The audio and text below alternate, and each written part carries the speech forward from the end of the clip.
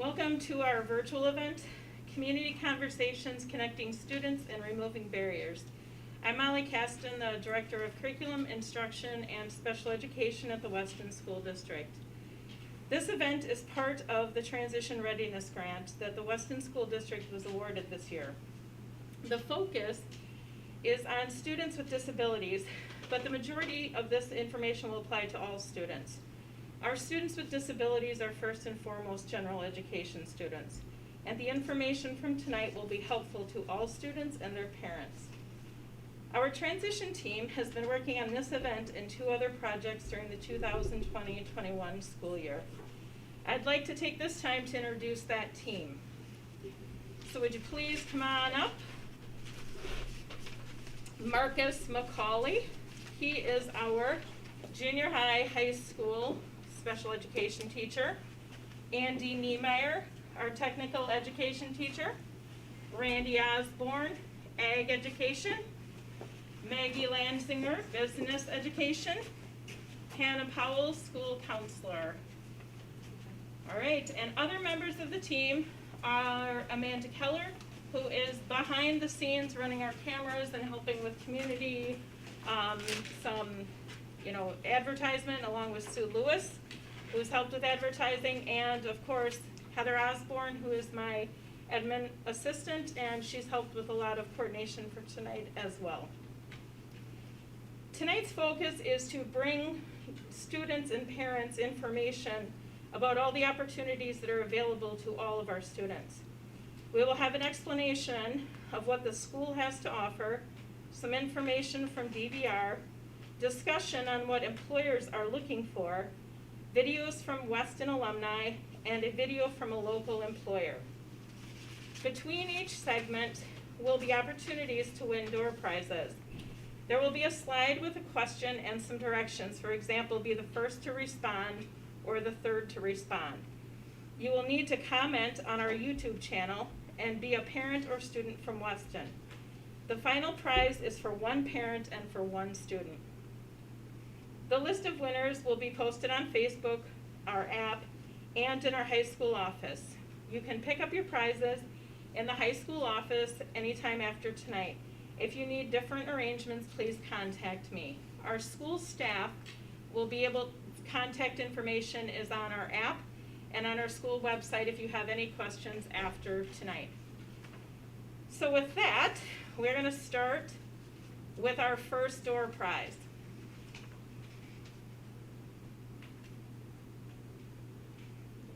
So the first door prize is that the third participant to respond with the correct question will receive a $25 gift card to Quick Trip. Name one member of the transition team that was working on this event. You can go ahead and comment on our YouTube channel. The next segment is, our first segment actually, is going to be a pre-recorded video from our CTE teachers, Career Technical Education. We'll go ahead and begin with that. Okay, so in addition to the other programs you'll hear about tonight, at school we also offer many opportunities within our CTE program, which is comprised of our agriculture department, business department, and also tech ed.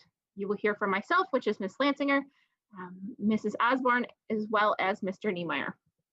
So at school, we have awesome opportunities for our students to not only gain experiences in school, but also outside of the classroom, including on-site courses, online trainings, local business partnerships, which you'll hear about tonight, partnerships with Southwest Tech, and then CISA 3. We've found that students that take advantage of these opportunities often increase the depth of their own network, gain hands-on experience in a specific field, earn college credit potentially, also potentially earn industry recognized certifications. They get their foot in the door, especially with employment, and then most times they enter the program at no cost to the student. Weston students have several opportunities to take career and technical education courses here. We offer around 25 a year. Some of the courses are alternating year courses, so there's more courses than what are shown here. But you can see in each area the courses that are offered next year. Some of the courses that Weston offered have dual credit, which means that if the student chooses to go to Southwest Tech, they can get credit here at Weston and also at SWTC. Here are a list of the courses that are dual credit that Weston offers.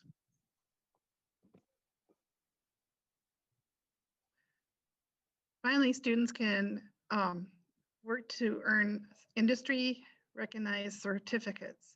The Tech Ed department has a couple of them, as does the business department and the agriculture department.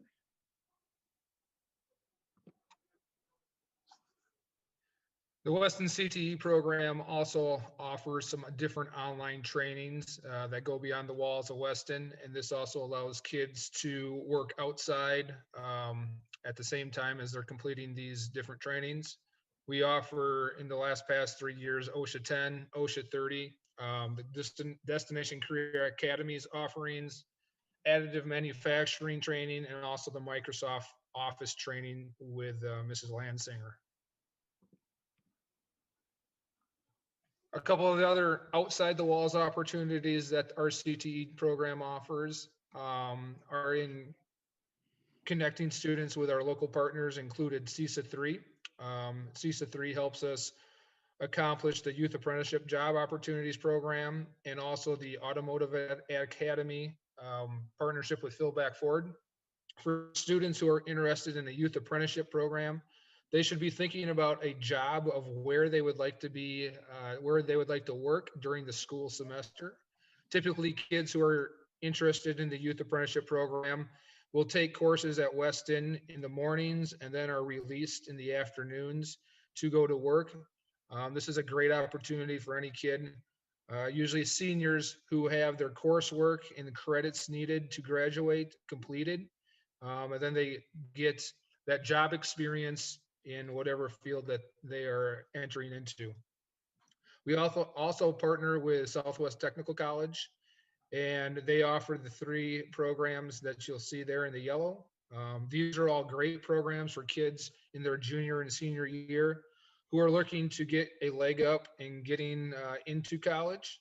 The bottom line there, the welding, animal science, agronomy, agribusiness, and horticulture academies are something very, very new for the upcoming year and are great opportunities for kids looking to get in any of those sectors. Weston also offers some programs within the FFA and FBLA, Future Farmers of America and Future Business Leaders of America. Both of these programs allow kids to thrive in farming competitions as well as business competitions. And there are different certificates that can be earned in both categories as well. For any students looking to take advantage of any of these opportunities, please contact Mrs. Osborne, Ms. Landsinger, Mr. Niemeyer, or Ms. Powell with any of their questions. Please know that each year we're looking to add new trainings, add new certificates, or even connect with new partners to explore different pathways for our students. If you would like to contact us, you can see our contact information on the last slide here. And we welcome all comments, all questions, and look forward to hearing from our students in the near future. Thank you.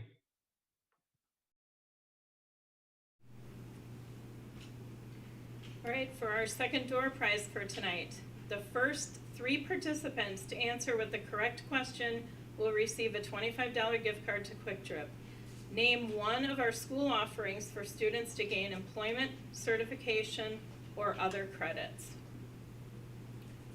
At this time, we'd like to introduce Angie Persinger and Alyssa Taylor from DVR. They will be joining us via Zoom and will be giving us information on the Division of Vocational Rehabilitation.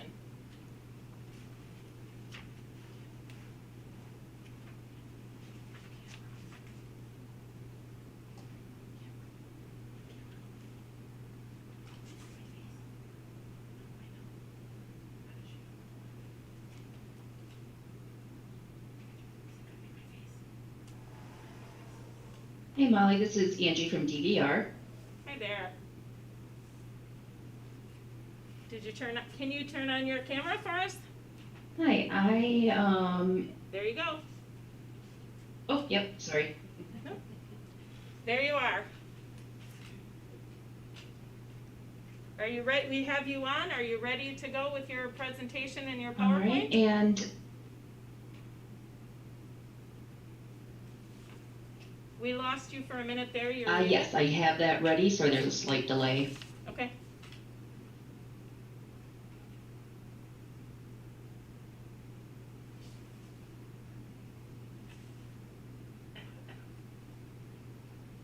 I need the capability to share. Okay. Share screen.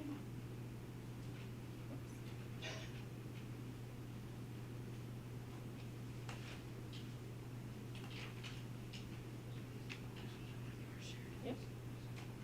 Just a second.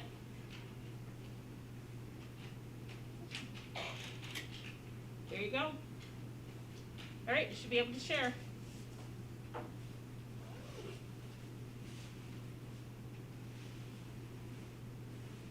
All right, let me see if I can share the screen then.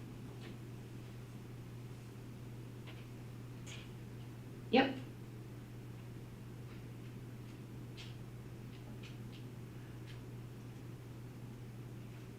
I don't think you have to. All right. I'm sharing now, just making sure it comes through. Yep, you're good to go.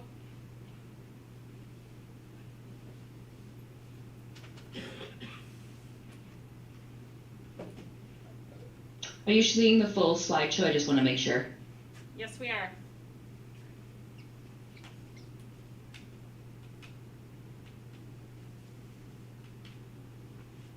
Okay, sorry about that. So I am Angie Persinger with DVR.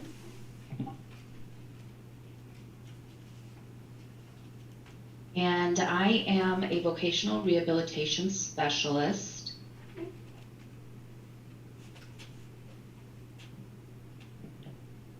And I do apologize that I'm hearing myself talk after I'm already presenting, so it's a little distracting.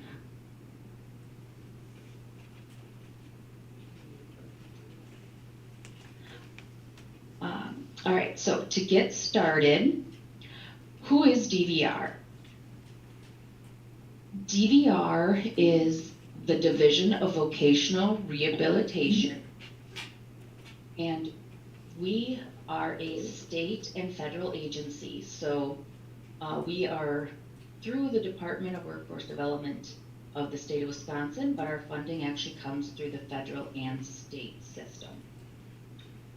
Our whole mission is to assist individuals with disabilities and helping them with employment. So we're all focused on employment.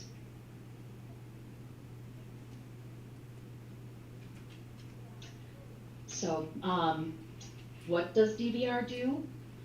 We work with individuals with disabilities who want to work. We provide services that do vary for each individual. We always provide vocational guidance and counseling. We help with career exploration, temporary work experiences, for example, to help individuals gain work experience and skills. We've done job shadows to help with some of that exploration, interviewing skills, job search. So there's quite a variety of services that we can provide. It's all individualized to what the individual is looking for. And who is eligible for DVR?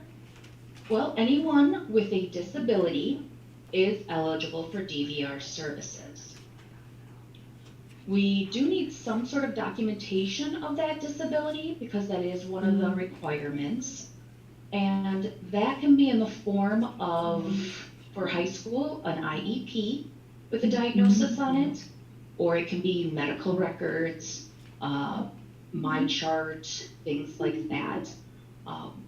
I usually start meeting with individuals and we go through the required documents, the steps in the process, just to make sure that there's enough information and answering any questions to start.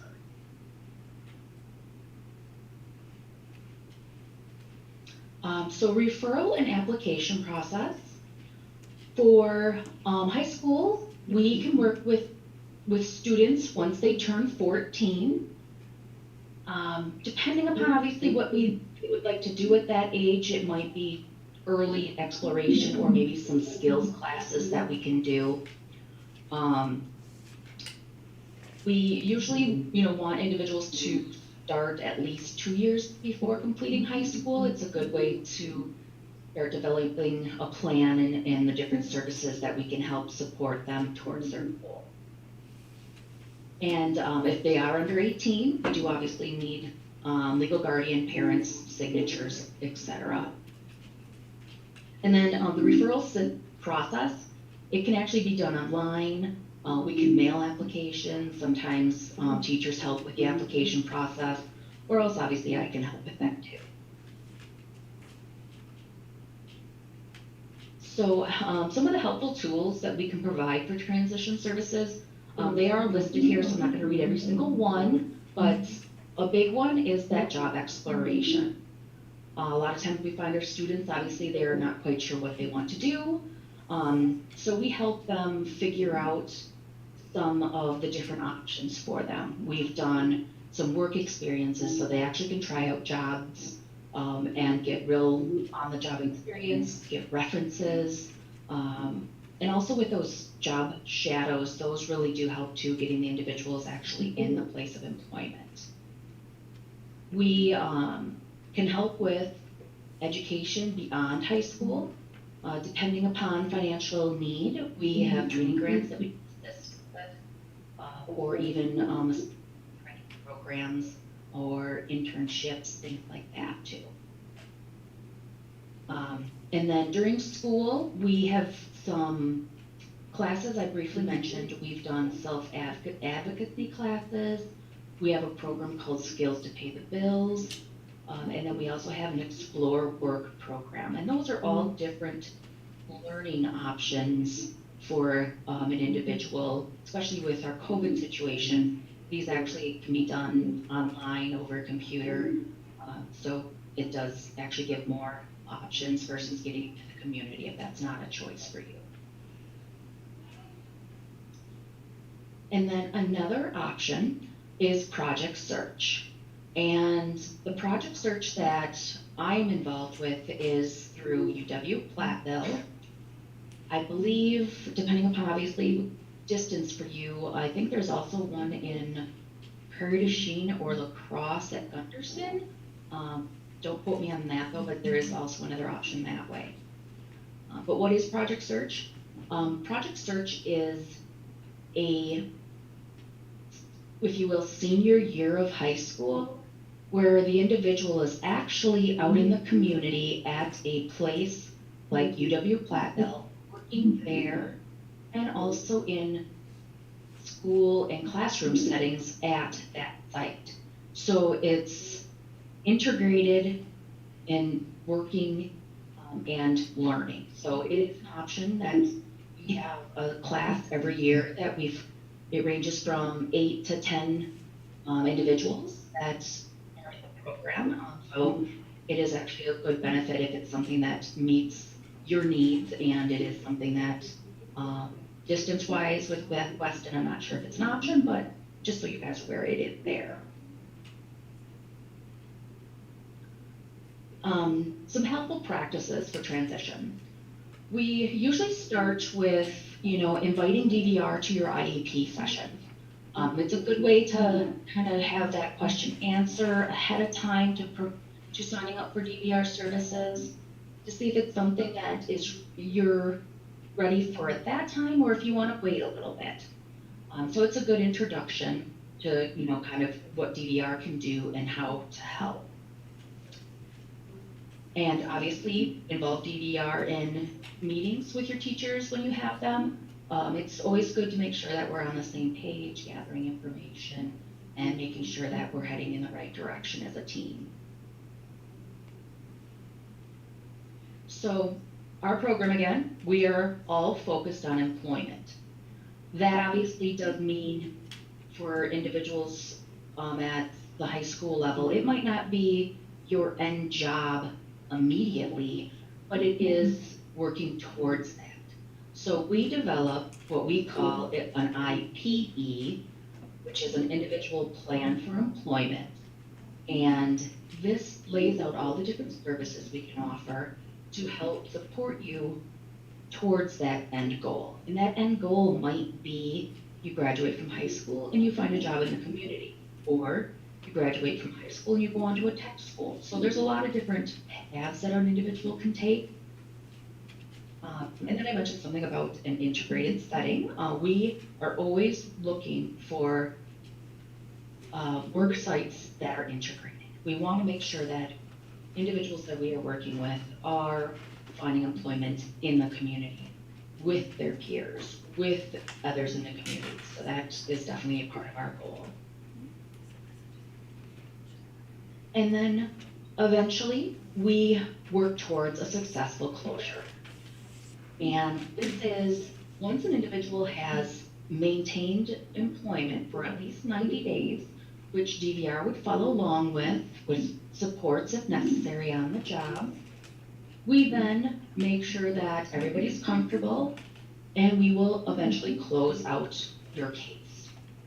What that means is that at that time, we're closing the case out. However, down the road, years later, you can always reapply. It gives you that option to come back for services as your life changes and you need more support. In addition, the closures, they are good because they actually allow us to provide services to other individuals then, so it's always a revolving door.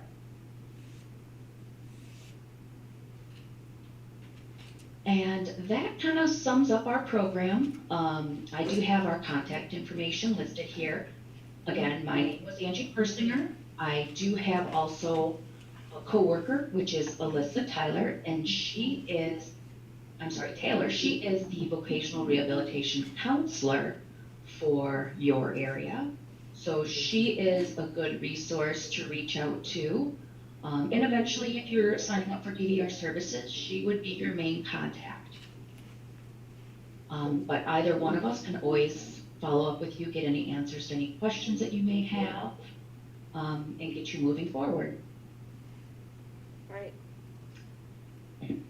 Thank you for joining us And tonight. that is all I have. I just want to thank everyone. All right, thank you for joining us.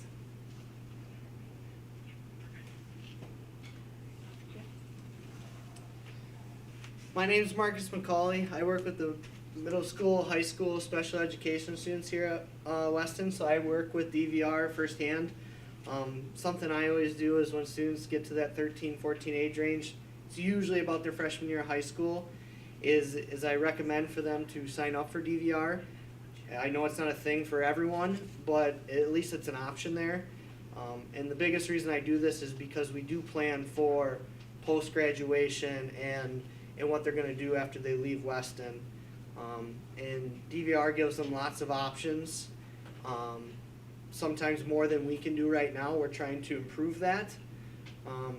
And just so students leave Weston so they have a plan, so they don't turn 18, graduate, and it's like, okay, now what? We give them different job shadows or work-based experiences so they have an idea once they leave Weston. So if a student does have an IEP, I encourage them to sign up for DVR, at least make contact with them and see if that's something they're interested in. Thanks.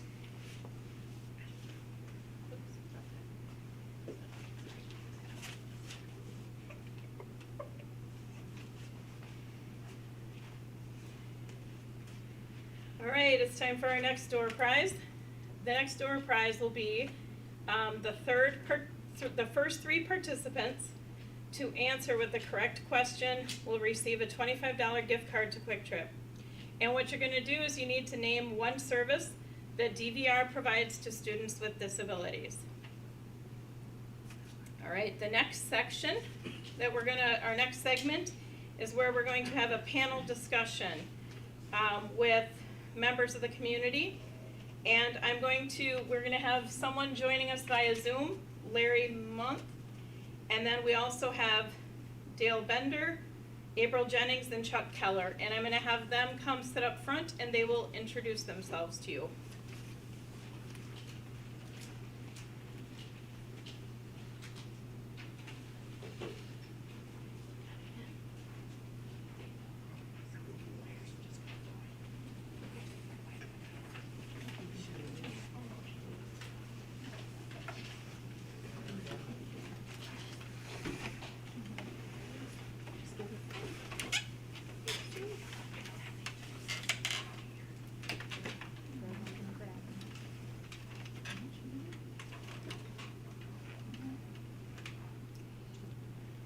Well, as we get Larry connected via Zoom here, we'll just start off quickly with all three of you introducing yourself.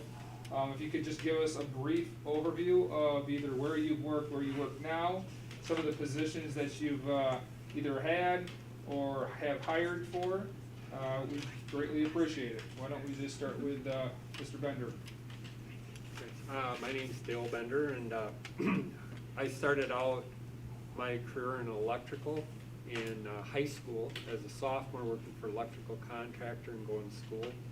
Right out of high school, I went to work for that contractor where I was able to obtain enough hours to become a master electrician, so wiring commercial businesses, residences, and that. From that, I took a position with the City of Richland Center as an apprentice electrical power distribution lineman. I was there 33 years, retiring this past May, and I had worked for the last 17 years. I held the position of electric superintendent for the City of Richland Center. Various committees that I've been on are both Chippewa Valley and Southwest Tex Power Distribution Committees. Head of them helped found Southwest Tex Power Distribution course.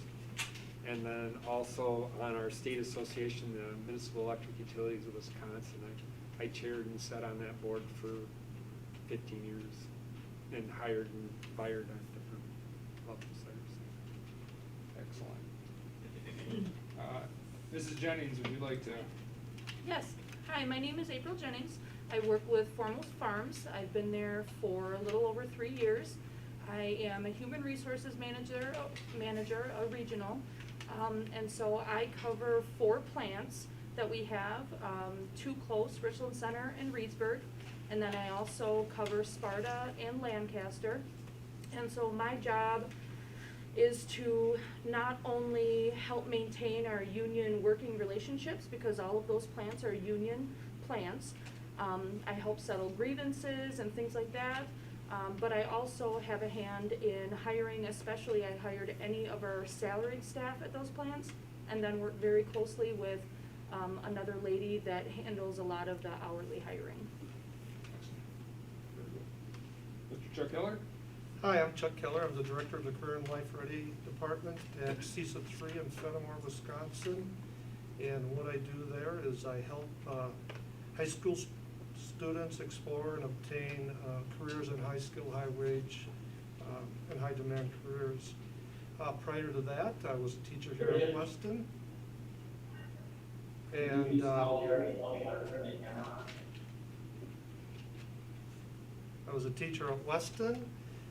Also served on the Weston School Board, the town board in the town of Westford, and the president of the Wisconsin Rural Schools Alliance, which is an agency or an organization that promotes rural schools.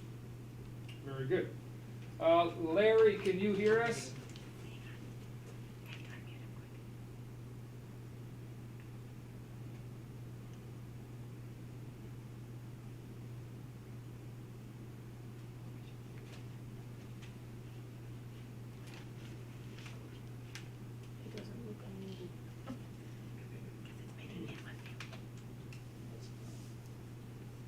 Larry, if you can unmute your microphone and then maybe share your camera, share your screen so we can see you.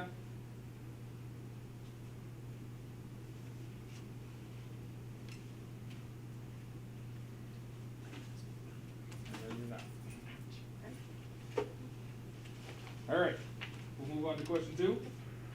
So question 2 is, what general characteristics or traits do you focus on when considering potential employee candidates? Miss HR, you want to start us off? Yeah, I'd love to. So I think people a lot of times assume that it depends on the position, and some things do depend on the position, a lot of things don't. Something that we look for any position that we hire for, you have to have either a high school diploma or a GED or something equivalent to that. Beyond that, there are some positions that, yes, you have to have some education, you know, required in that field, or some working experience. A combination of those things is wonderful. But a lot of times, you know, if you're hiring somebody fresh out of school, they don't maybe have the experience, and so you're hiring then just based on education. And at that point, we're really looking back on, okay, what else did you do? If you went to college and you're applying for a lab technician position and you graduated with a biology degree, what kinds of part-time jobs or what kinds of clubs were you involved in that look like they might help you be successful in a job like that? So I would say those are kind of the big things, you know, your core standard things that you're looking for are, yes, some education, at the very least, a high school diploma, and, you know, any little thing you can do to set yourself apart, with being involved in clubs or, you know, even a tech degree in a lot of fields is very appropriate. So. Mr. Bender, anything you'd like to add? That thing that's share screen. A lot of the hires that I had, some of the things that I always looked for were good communication skills, being able to look somebody in the eye and talk to them, that type of thing. Volunteerism, that was always something that I asked, and the reason I did that is it's basically like in the high school setting, you would be talking about teamwork. If you can work well in groups, that really is helpful in the type of work that we have. And then the other thing that I really looked in, and it was tough to evaluate, but was safety culture. I think there's people that are more risk takers, and then there's people that have more of a thought process of how they think things through. And in the field that I am, you can't be a risk taker. So those are the types of things that I look for. As far as knowledge, that's always important, but if we have an employee that is willing and open to learning, we can teach them everything that they need to have to be successful and feel fulfilled in their job. So.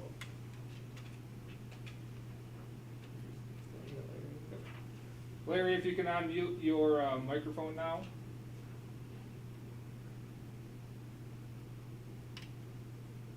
Can you hear me now? We can, thank you, sir. Okay. I'm not too technology keen. That's perfectly fine. Thanks for joining us tonight. Would you like to just give our viewers a little brief overview of your business, your company? Okay. My wife and I own and operate a 160 cow dairy operation. We've been doing it for 42 years.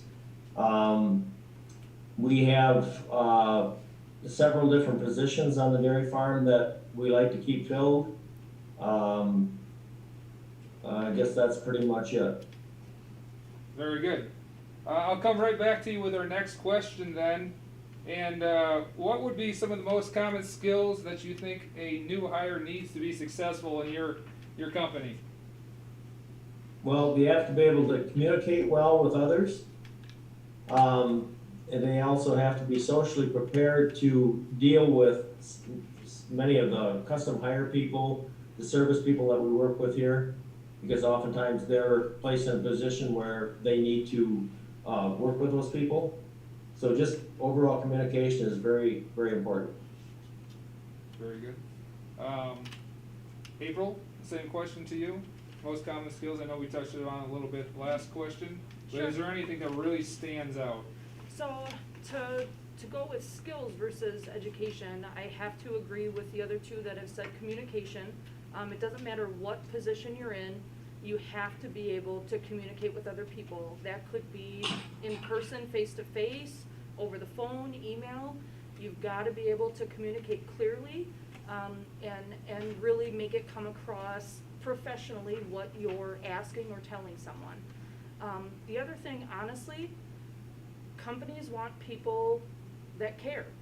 We want people that care about their job, that care about the product that they're making, that care about the company and the other people that work for the company, and people that are dependable, you know. And by dependable, that's not just showing up on time, that's being able to be trusted to be at work and, you know, somebody not watching over you all the time, and we can trust you to do what you're supposed to be doing. You know, you're following the rules, you're working safely, you know, really taking pride and ownership in your job. That's what every company wants. Very good. Mr. Bender, anything to add to that? They kind of hit on everything, I think, but just Yep. in case you got anything else.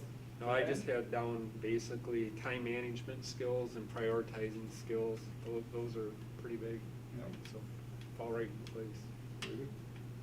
I'm having a little bit of trouble hearing the gentleman on the left. Okay. I'll talk louder. Okay, can I add a couple more things? Yeah, go ahead. You know, when you ask about skills, you know, some of the things that certainly are important to us are things like common sense, the ability to problem solve. You know, we work with a lot of teenagers. Some of them are very good at problem solving, others, you know, kind of hang back and wait for somebody else to come and fix the problem. So it's very important that they be able to, you know, if something happens, that they're able to at least try to assume what the best way is to maybe fix it. The other thing I was gonna mention was, they have to be respectful to people and animals, on the farm here. They have to be self-motivated and they have to be flexible because our schedule changes sometimes from minute to minute. Okay, so I'll ask the next question, and Mr. Bender, we'll start with you. What would be a deal breaker when someone applies, such as not having a diploma or criminal background, or if you call a reference, what's something they could tell you that might turn you away from them? For us, it's kind of mandatory for CDLs, so good driving records, and that can haunt somebody younger as well as somebody older. So that definitely is a deal breaker. Public perception of their appearance. A lot of the people that we hire are our first contact with the public, so you want to make that good impression. So that means dressing appropriately, not wearing, if you're not uniformed, but not wearing clothing that could be suggestive of different things. And yep. And so we would, you know, those are things that if somebody showed up for a job interview with that, I'm not saying we wouldn't be giving them the courtesy of time, but it definitely would discourage them getting the job, so. April, anything you'd like to add? Sure. I already talked about education. As far as background, you know, there are a lot of companies out there, us included, that do background checks. An important thing to remember about background checks is for it to disqualify you from getting a job, it has to be applicable to the job that you're applying for, right? So for us, let's say you apply with us and you have a felony driving offense, right? Well, for us, you're not gonna need to drive a vehicle. We don't care how you get to work as long as you get there. We don't have company vehicles that you're gonna be driving. So a felony DUI, while it's not a great thing, wouldn't keep you from getting a job with us because it's not relatable to the actual job that you would be doing. So sometimes people think that, you know, once they have, you know, anything on their record, they're never going to be able to get a job, and that's not true, but you do have to really give some thought about what you're applying for and how that might relate to that offense.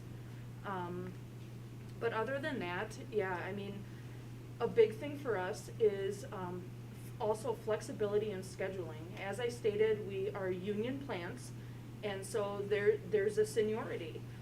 Nobody walks in the door on our plant floor working whatever shift they want to work, whatever days they want to work. It's something that you work into, and that can take several years to work into the position and the shift that you want. So I would say that, you know, if you come in and tell us that you can only work Monday through Friday first shift, interview's done. Larry, anything you'd like to add? Well, first of all, that's certainly a very good point that you just brought up. We have a lot of situations where they come in and they would like to, you know, tell you right off the top when they can work and when they can't work. And it's kind of like, so who's going to be the boss here?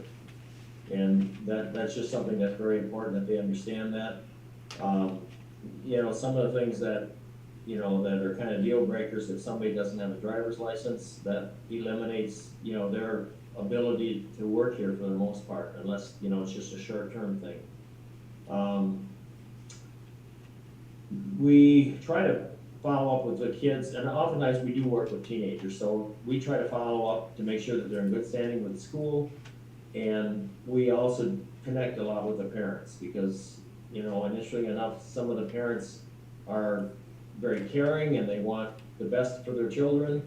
Other parents, it's kind of like they don't necessarily really care what's going on, and they don't necessarily understand the fact that if a teen comes out here and works for us, they're dedicating a lot of their life.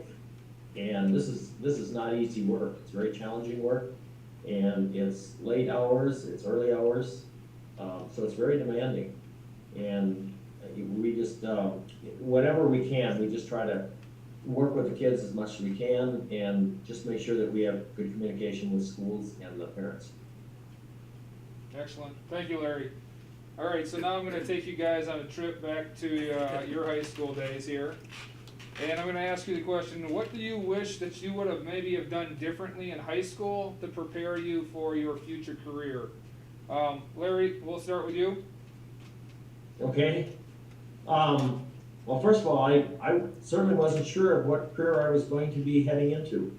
You know, I had some thoughts about, you know, different things. I actually started out my first several years in construction and carpentry. And then we had an opportunity to come out of the farm. My brothers all decided to run the other direction, and my sisters were too young. And we decided that we were going to give it a try. So I guess certainly some of the things that I would have done, knowing what I know now, I would have taken more classes that certainly fit with my field. Luckily, I was very fortunate to be able to attend technical school after high school and learned a great deal from them over the years. And I continued, it was a 5-year program for farm management, and then I just continued it for the next several years because agriculture is changing constantly. And we always wanted to try to keep up with the latest things that were out there that we could utilize. Excellent. Mr. Keller, I'll throw you in the mix now since you haven't got a chance to talk yet, but is there anything that you would have done differently in high school? Well, the position I'm in now did not exist when I was in high school. But one thing that I am happy that I did is I had a very passionate business teacher. And she informed me that I would be taking a keyboard class. And I said, no, I wasn't. And she came in and told me, we already talked to the school counselor and switched your schedule and you're taking my keyboarding class. And it was the best thing that ever happened to me. It was typing back then, they call it. And so, because I did that, I have the skills that I can do my job now. And so the advice I would give anyone is you're scheduling for your classes. Schedule your classes that fit in with what your career passion is. Very good. April? So, I'm not exactly working in a field that I went to college for. Now, with that being said, something I would have done different in high school, I wish I would have I wish it would have been more common and talked about back then about learning styles and developing good study habits and things like that to prepare myself better for college. So I would have changed that. As far as my career, I'm very happy with where I'm at, and I'm thankful for where I was and where I came from, because I feel like that really set me up to be where I'm at. I actually have a degree in sociology with a minor in social work. I was offered a position within my degree right out of college, and I ended up turning it down. I already had a really good job that I was in management, and it was paying me $5 an hour more than I was gonna make in the social work type job. It was a really hard decision. And I stuck with that job, and I ended up working over 20 years in that facility, that career. It was in the hospitality industry. And I was fortunate enough to work and manage in 5 different departments, and boy, did I learn a lot. I ended there in human resources for my last 4 years. And like I said, truly that experience of just that front of house management, customer service, managing employees, scheduling, hiring, firing, dealing with issues, that's what set me up to be able to be in the position that I am in now. Very good. Dale, any other things to add about what would you would change in high school?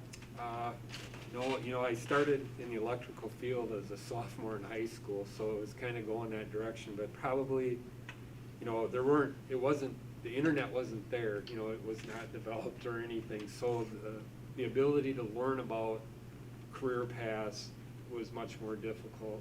I do wish I would have asked more in the electrical field of the different career paths that were there. I think that's a big advantage that people today have, is they can explore it on their own, and so can guidance counselors, and explore it.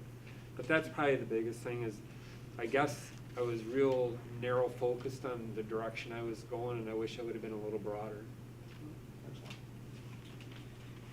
Okay, the next question is kind of personal to me. My dad always told me growing up, it's not always what you know, but who you know. So with that being said, April, what are the advantages of networking, especially in your field? Huge.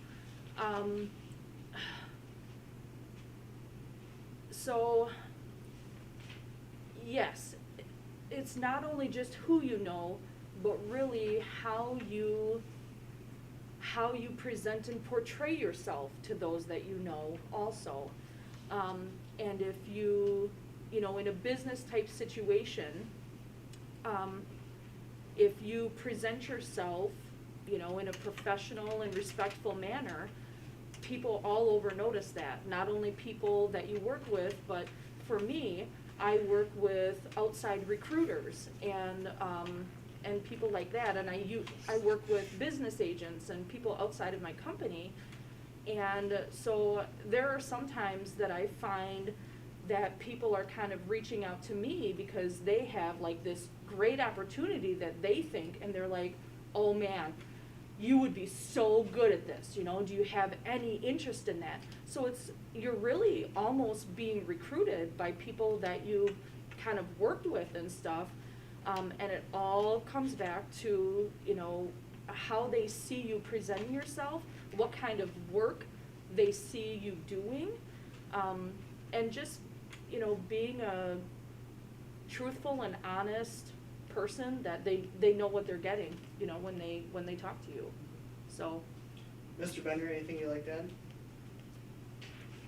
add? Networking, just like was said, is so important.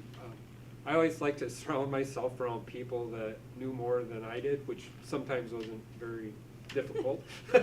But I knew my weaknesses, and I tried to put myself around people that could offset the weaknesses I had, and hopefully some of the strengths that I had, maybe I could help them do the same. And I think that's important, to be honest with yourself.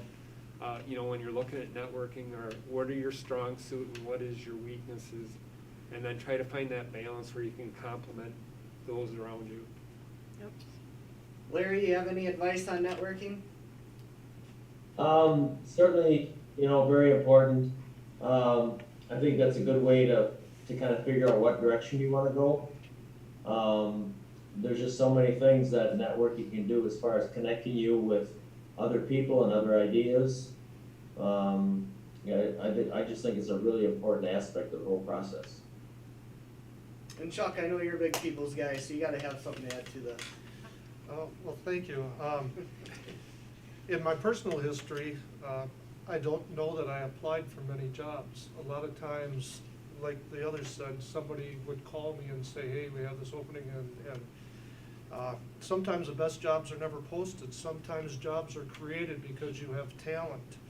Sometimes you're working in a part-time summer job and you do an amazing job, and the person you're working for asks you where you're moving on to like a college, and they'll make a call for you to say.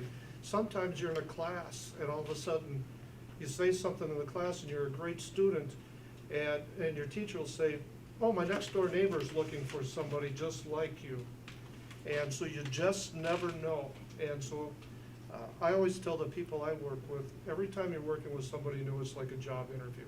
You never know when that next opportunity is going to happen for you.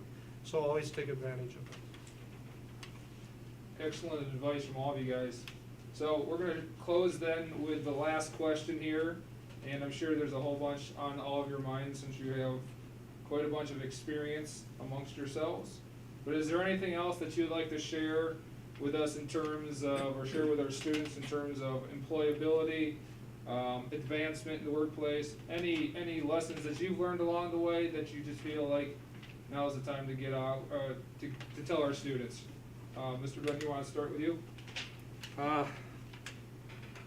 In terms of employability, I think it's really important to always keep your options open. Sometimes when an employer asks you maybe to do certain tasks, you may not fully understand why you're doing them, but they could be looking at you, thinking about for a potential, promotion, different things like that. Maybe embrace that a little bit more, be open to it. Try to, just really try to be flexible in your learning process, be willing to learn and try new things. And don't be afraid to talk to your employer, communicate with them. If you don't feel that you're getting the fulfillment out of your job that you want, an employer doesn't know what they don't know. And if you can talk to them and maybe say, that you're looking for something more, whether that's more challenges or whatever. A lot of times I think an employer is more than willing to work with a person, but if they don't know that that's how they're feeling, they really can't do much about it. And so I really encourage that. Excellent. April? I would say as far as especially advancement in the workplace, the majority of employers out there are willing to help you, whether it's education or more on the job training, getting you into different situations and different projects at work. If you come to work and you show yourself to be a good employee, the things I talked about earlier, you're honest and respectful, you're dedicated, you care, you take pride in your work, the company wants to keep you. They will help you go back to school. They will help you get that degree that you didn't quite finish. Companies want to keep people like that, and they are willing to, put the money out to pay for you to, like I said, continue your education and continue moving up within the company. It is much cheaper to train somebody than it is to hire somebody new. Excellent. Larry, anything to add there? I guess some of the, things that are, very important to everyone is certainly honesty. They have to be flexible, attention to detail. We like to have people that are friendly in their work. Respect, open to inevitable change, because, things change, like I said minute to minute, day by day here. So they certainly have to be open to that. One thing that's very important to us is that somebody that works here, and April, you kind of touched on this, you know, that you're basically wanting them to take ownership and show that they care about what they're doing. That means an awful lot to us. You know, we do, like I said, work with a lot of teens, and so many of these teens just need an opportunity presented to them where they can feel needed, feel important. So we like to give them every opportunity that we possibly can to make things work. And sometimes we're probably a little forgiving, but yet at the same time, I put myself in their position and I say, okay, let me see what would I do, or what would have I done in this situation when I was a teenager. So yeah, you just kind of have to, I think, respect them for what they're doing for you. And I guess that's probably about it. Thank you, Larry. Mr. Keller, anything to follow up with there? The only thing I'd like to say is that the students that I work with, I really would like them to be honest with themselves. And I'd really like them to identify what they're passionate about. Because we believe that if you're passionate about something and you feel that you have some skill in that, you're going to be successful. And in school, the way to do that is to schedule. Take the classes. You've got some amazing teachers here, especially in the CTE realm. And just explore those classes, get better, and do a little more. Do a little bit more. And just take advantage of the high school experience that you can. And then take a chance, you know. Sometimes you're not always going to succeed, but learn from that and get better each day. And so you will be successful. Okay, we just have one more question. We weren't leaving Mr. Keller out at the beginning, but he's got kind of a little spiel here at the end. If you just want to share out kind of what you do for CISA and how you work with schools in the area and different opportunities through maybe the youth apprenticeship or other options that are available. We have a special ed student now that's currently taking a course through Southwest Tech and Philback, I believe. So maybe if you just kind of want to talk about that a little bit. Well, sure. So my program, I work with all high school age kids, and actually starting with 8th graders a little bit. But the youth apprenticeship program that Mr. McCauley talked about is for students who are at least 16 years old of age, or usually juniors or seniors, and they'd have identified that they want to explore a career pathway. Some of our most popular ones are healthcare, ag, manufacturing, construction, and hospitality. But there are others. And so we work with the CTE team, or we work with the school counselor here to identify that. The program's a privilege, not a right. And basically what we ask for, are you honest, are you committed, and are you passionate and willing to get better? And if so, we work with a lot of providers. Like Mr. McCauley said, we have a student, multiple students at Weston that are going to earn 6 credits through Southwest Tech and in auto tech. They'll work side by side with a master mechanic for 2 years, and they do this at Philback. They also do this at Halata, and they also do it at Pioneer and Platteville. And so the owners of those facilities know these people, and most, if not all, of my students are hired before they go into technical college. We deal with about 70 or 80 healthcare students each year. Almost every one of them has a CNA. Almost every one of them has between 500 and 1,000 hours of work-based learning experiences. They have a director of nursing that knows their name, can write letters of references for them. We have many ag students, including with Mr. Larry here, and we try to get them the skills that they can, and if they feel like they're going to be into the agriculture career, Southwest Tech has a partnership with us for a farm business management class. And the good thing about this is the youth apprenticeship program pays for up to 6 credits per year. Or we pay for training, we pay for OSHA training, we pay for different types of trainings, a forklift operator. We help kids get CDLs when they're 18 years old. So when they graduate high school, they have experience in the workplace, mentored workplace experience, If there's some problems, if the kids aren't doing kind of what they need, we work together to try to help that out. So when they graduate, they have a plan.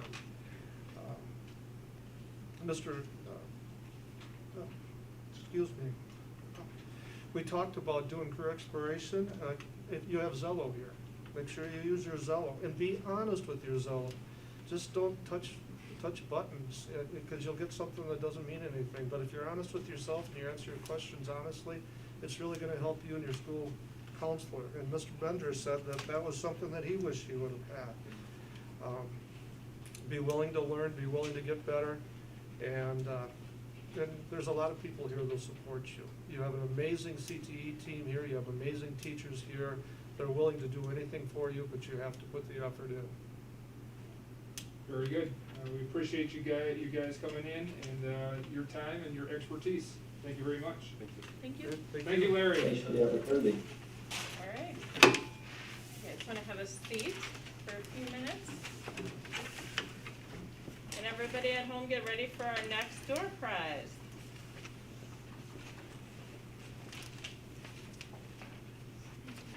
All right, our next door prize would be the first 3 participants to answer with the correct question will receive a $25 gift card to Quick Trip. Name a common skill a new hire needs to be successful as identified by our panel. The next section that we're going to have is a part that's what we call Weston success stories. So we have 3 videos of some former students from Weston, and they're sharing some of their experiences.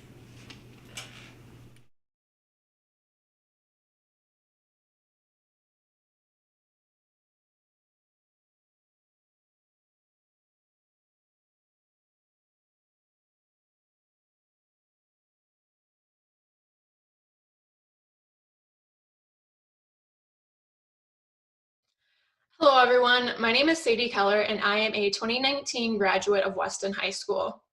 Currently, I am a sophomore at the University of Minnesota Twin Cities studying marketing and mass communications. I'm also a sports information director with the University of Minnesota Athletic Department. My time at Weston and the opportunities that I took advantage of have greatly impacted my life. I was fortunate enough to know what I wanted to do from a very early standpoint, but that is not the case for everyone during high school, and that is perfectly okay. However, I would really like to stress the importance of starting to explore things that potentially interest you and that you might possibly like to do in the future through different classes and opportunities that Weston offers. One of those opportunities that was probably the most influential in my life was the Youth Apprenticeship Program, which is still available to participate in. The Youth Apprenticeship Program is an opportunity for high school juniors and seniors to build up for a career while they're still in school. The Youth Apprenticeship Program, whether you would like to do it for a year or 2, blends a rigorous academic experience with relevant career and technical instruction that, with the real work-based learning, helps students develop skills needed for the workforce. This is a fantastic opportunity to almost test out a career path and see if that is what you would like to do, or to see what it's really like to work in that field. There are a variety of pathways that fit almost all interests, so there's something for everyone in this program. I was actually the first student in the marketing pathway with the Youth Apprenticeship Program, and I held internships in the sports industry. I gained real-world experiences, but also gained incredible connections in the industry. In addition to the work experience, I also was able to gain college credits through the Youth Apprenticeship Program. Because of my time in this program, I am now the youngest sports information director at the University of Minnesota. I direct all communication efforts for Gopher Women's Gymnastics, who are nationally ranked, as well as Gopher Women's Golf. In addition to these specific sports assignments, I also assist all other 25 varsity sports, such as football, basketball, hockey, baseball, and volleyball. In my role, I spearhead daily social media coverage and direct all written content on our program's websites. In addition to our internal media, I also work directly with 4 local television stations and a major newspaper here in Minneapolis, as well as the Big Ten office and ESPN. I've also had the opportunity to work with the major league organizations here in the Twin Cities when the Minnesota Twins invited me to Target Field to interview with them, the Minnesota Vikings, the Minnesota Timberwolves, and the Minnesota United. I have reaped unbelievable benefits from this position that will help me reach my career goal in the communications department of a Major League Baseball team. In addition to the Youth Apprenticeship Program, Weston offers a wide variety of classes that are a great way to explore interests as well. I enrolled in mostly business and Spanish classes, in addition to the core requirements like math, science, and English. A course in particular, Media Productions with Mr. Niemeyer, taught me skills that I use every single day in my current role with the Gophers. Another elective course that was extremely influential was Spanish. My class was quite passionate about learning the language with Mrs. Thorson at the time, and we actually completed Spanish 5. Because of this instruction at Weston, I was able to test out of Spanish in my first semester here at the University of Minnesota and receive a proficiency certification on my transcript. With this certification, I had the once-in-a-lifetime opportunity to study abroad in Havana, Cuba during the spring of 2020, where I was able to use my language skills and communicate with all the locals I encountered. My experience was astronomically more impactful because of the communication ability and because I could speak Spanish. I was able to intern with a company that works out of Havana, which again is an experience that I would never have had the opportunity to have if I didn't have such a strong Spanish background from Weston. In closing, I just want to stress the importance of taking advantage of all the opportunities that Weston has to offer.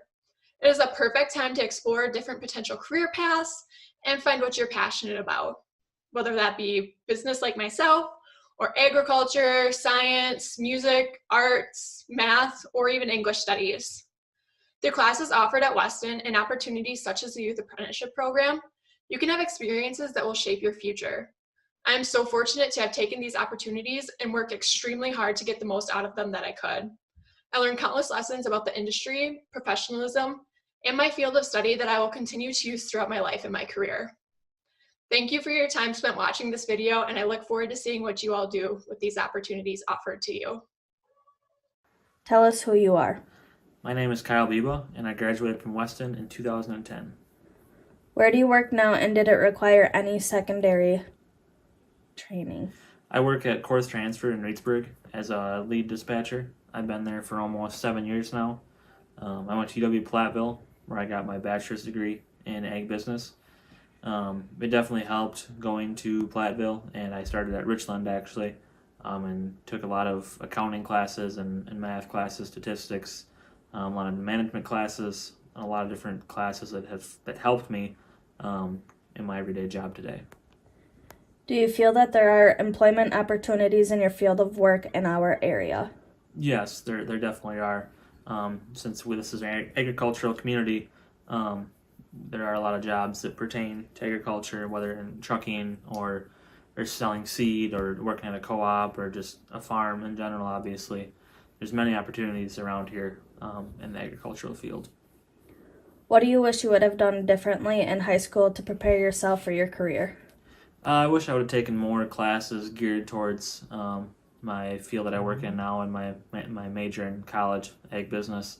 Now you guys have a lot more classes, I think, geared towards ag than what I had when I was at Weston. So definitely take advantage of that.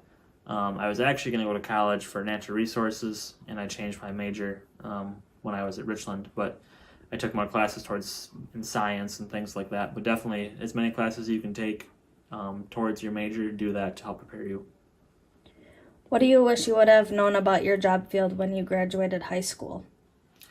I guess I wish I would have known that there was so much competition. Like I went to Platteville, and there were so many of us there that graduated together that were trying to find jobs at the same time. So that wasn't necessarily a bad thing, but just knowing that you have to be the best you can be, and even though you might have classes with somebody, just do your best, interview the best, and you could get the job that you hope and dream for. What do you look for in a good coworker when a new person is hiring? You definitely want somebody who is dependable, reliable, responsible. When it comes to crunch time and you're at work and you need their help, you need somebody who you can count on, you can trust. So they're obviously a trustworthy person, and you want somebody who's who's a good worker and a good person in general. It's nice going to work every day and getting along with people that you work with, laughing with them, having a good time while also doing your job. But you can, enjoy yourself while you're at work and do both things at once. Hi, I'm Kim Tyler. I used to be Kim Heineman. And for those of you wondering, yes, Cheryl is my mom. And I graduated from Weston in 2000. Currently, I am a hairstylist and co-owner of Beautiful Salon in Reedsburg. I attended beauty school for 10,000 hours, plus passed a state-mandated written exam and practical exam to be licensed by the state, which is required to practice hair legally in the state of Wisconsin. There are quite a few job opportunities in the city of Reedsburg and the surrounding areas. You have many options and opportunities as a hairstylist. You can do the employer-employee option, which normally starts on a commission and hourly based rate until you build up your clientele enough. There's also, once you've done that long enough, there's also the chair rental, in which you go into a salon that is owned by someone, you pay them a monthly rental agreement amount that you've agreed upon with a contract, and you have your own clientele, you make your own hours, you still do hair, but you just don't own anything except for your business. And then lastly, there's my option that I am now currently, and I've done every option so far, so I kind of worked my way up to it. But now I own my own salon, therefore I'm able to make my own schedule. You work as much or as little as you want to. Although if I'm not behind my chair, I'm not making any money. So to be self-employed, you really, really, really must be dedicated, and you can't be lazy, essentially. You really have to be willing to put in the hard work for years and years and years to build up your clientele.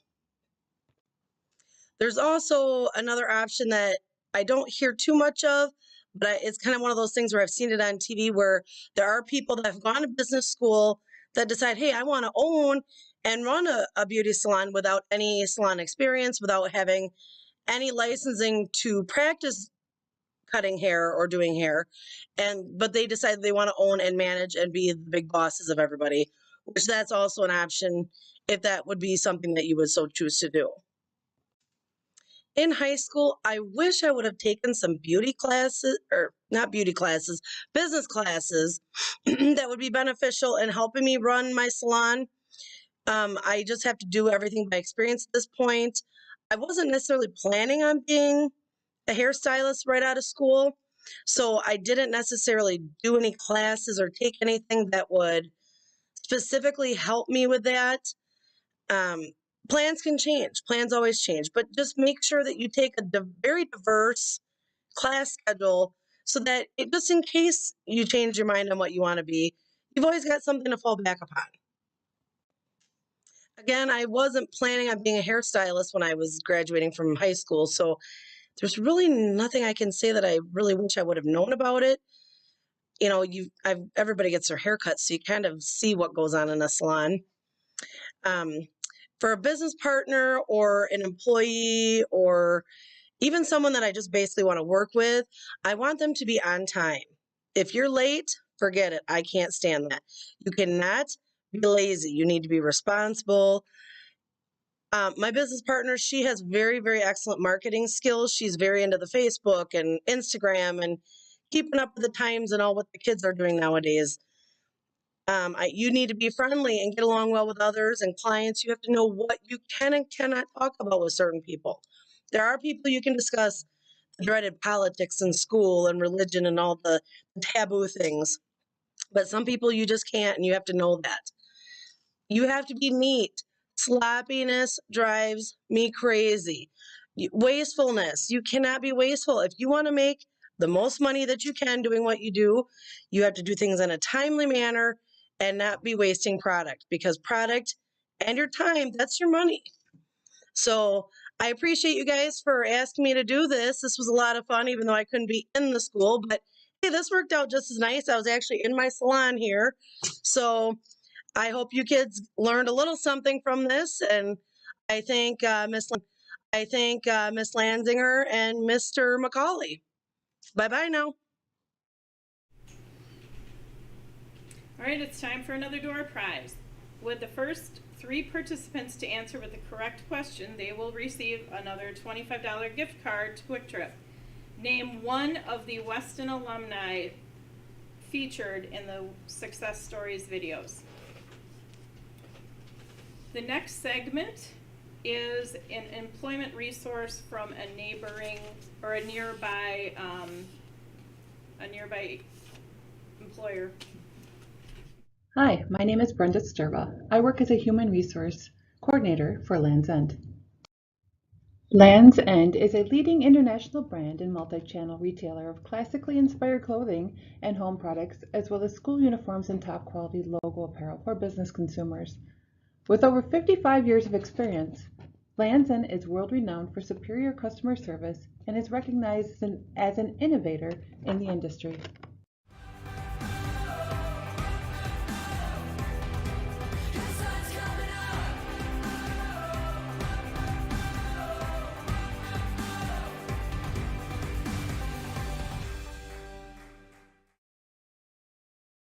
We have positions offered throughout our company, but the positions that we do most of our hiring for during the summer and the fall are located in our distribution centers. We hire packers, order fillers, stockers, monogrammers, analyzers, and shippers. We have both first and second shifts available. During peak dates, you could even make up to $22.08 an hour.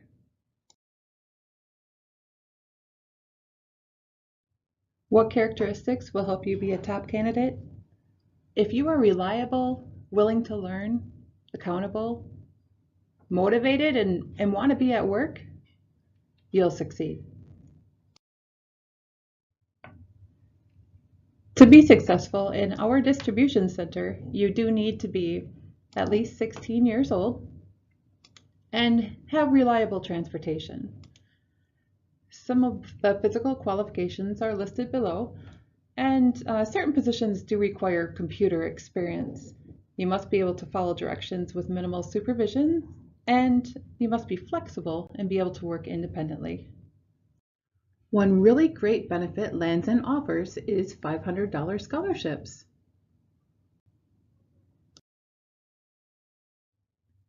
As a growing retailer, Land's End is continuously employing new business strategies to meet and exceed the desires of customers.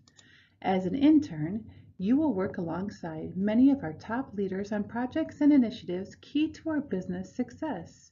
In addition, you will analyze current processes and make recommendations to find greater efficiencies.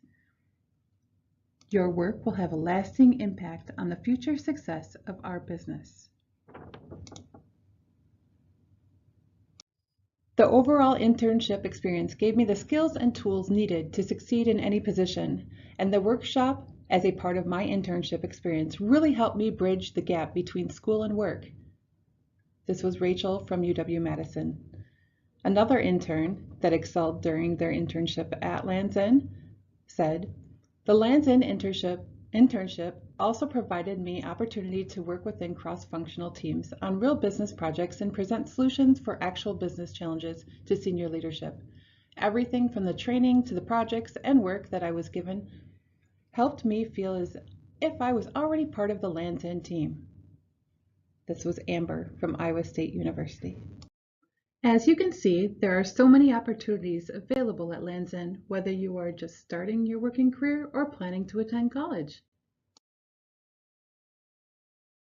We encourage you to visit our webpage or call us if you'd like to learn more about the opportunities we have at Land's End. Thank you. All right, it's time for another door prize. So the first 3 participants to answer with the correct answer will receive another gift card. Name the business from the video.